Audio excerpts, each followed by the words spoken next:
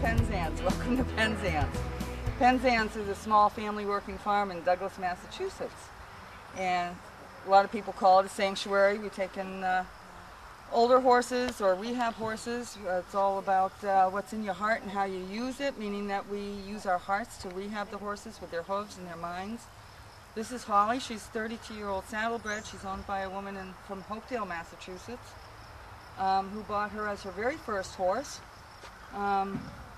And at the time she purchased her, Holly was actually considered a chronic foundered horse. She does have issues now and then because of her age and because of her hooves, but for the most part she's barefoot, and the owner still rides her, and rides her on all different terrains, rocky or solid ground, grass, tar down the roads. Holly's going to keep me company right now and show some of the things that we do here at Penzance. We utilize the horse's natural behaviors and work with them rather than against them. Horses cannot be anything but horses. They don't have a very developed frontal lobe as humans do.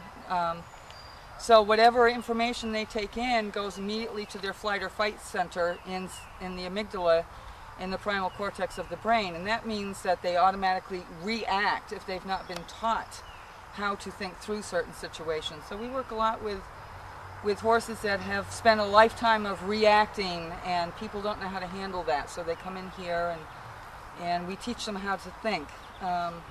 We teach them what's called a cortical override. We use positive reinforcement teaching, which is utilizing a clicker and giving treats for behavior. Holly's not interested. She says, I've been here, done that, I'm not interested right now. To reinforce the behavior, to tell them exactly when they've done exactly what we're looking for. It helps the human clarify their instructions to the horse, and it also motivates them to try again when you give them treats.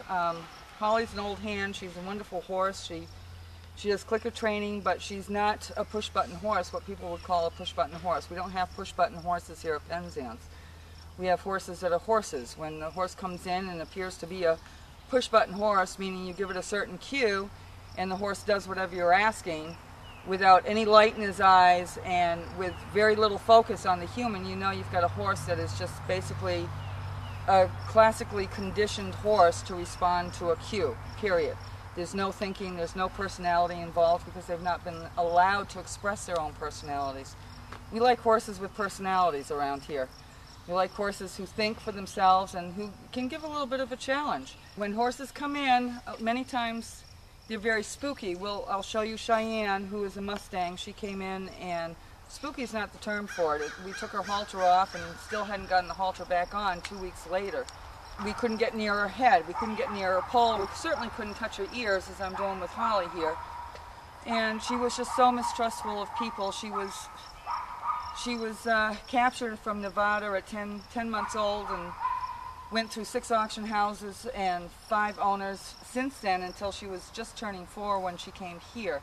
We've done a lot of work with her mind and just establishing trust. I like to work with horses pretty much at liberty, where they do have choices of whether to stay with us and work with us or to go do something else. And if a horse chooses to go off, sometimes that's okay. We'll let the horse go off. We'll give them the choice. Holly says, okay, I've had enough of this already. Let me out of here.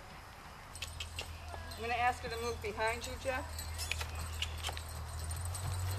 Pick up my energy and she'll pick up her energy.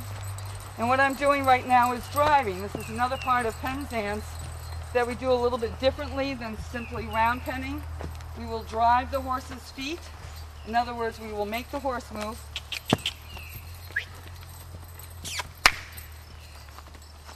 She says, I'm not going to get too near those balls there. Oh, there you go. Good girl. And then once they seem to be listening, she has one ear on me, her head's going down.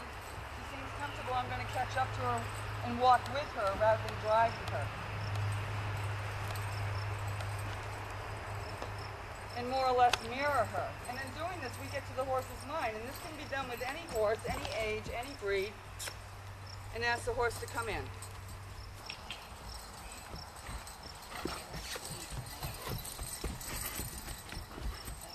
Okay, now I'm going to back off a little bit. She's moving out at a good clip. Careful, Holly.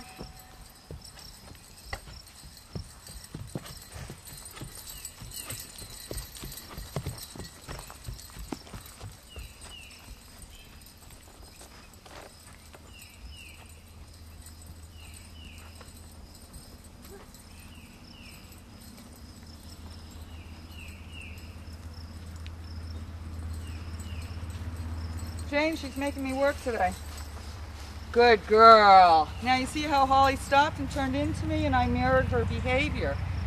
In doing that, that's letting her know that I'm working with her and not at her, not against her, not forcing her. Okay?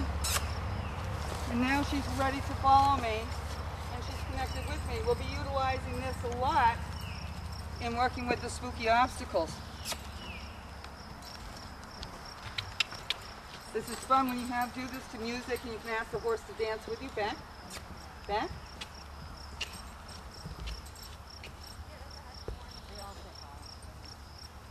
And as you can tell, Holly has a mind of her own. She'll take off when she wants to. So we just work with her feet a little bit more to get a little bit more closely connected with her mind. So now pretty much she'll stay with me. And I've worked this with Mustangs. I've worked this with foals, with 2-month-old foals that were still at their mother's sides. I've worked this obviously with older horses, 32 years old.